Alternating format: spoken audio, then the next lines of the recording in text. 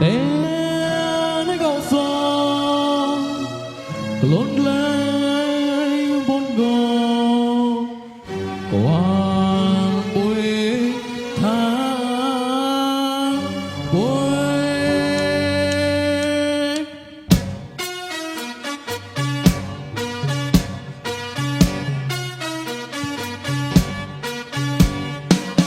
ali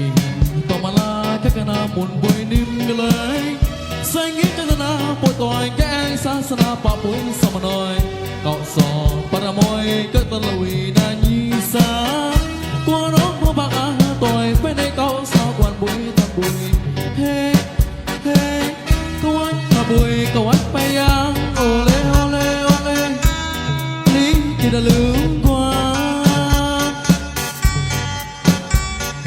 hút qua bụi lên trái lót chê chê và lái tổ tay con đàm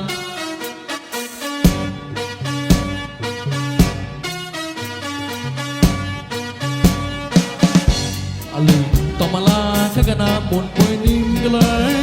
xanh nghĩ cho ta bụi tỏi cái sa sana pa bụi sama noi cọ sò para môi cái tân lùi na nhi sa qua đó mua bạc á tỏi bên đây cọ sò quan bụi thằng bụi hey hey câu anh bay ang ole ole ole lý cái đã lướt qua hút qua bụi lên trái nó chê chê và lái tổ tách con đàm bị chê lại tranh cho lo chê lại đây tô xóm lý quái và lái tổ lạnh áo là vạ quê nhì lê ly nhì bị chê lại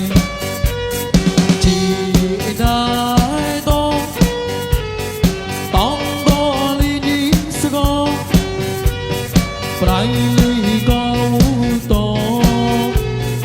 chứ anh ai tô hao và lái tô hao lì cô gái quê tại con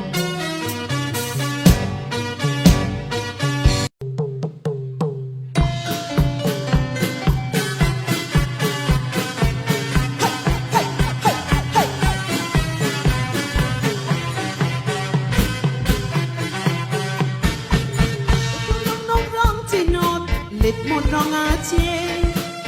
chắc có thuê chắc lúa lấy lý là bà chọn người bà đố sẽ bé hấp bôi nào mà nị tông lại mẹ sẽ biết cái chê lúa chê qua này quan vui khi mẹ play lúa lấy còn nhìn xa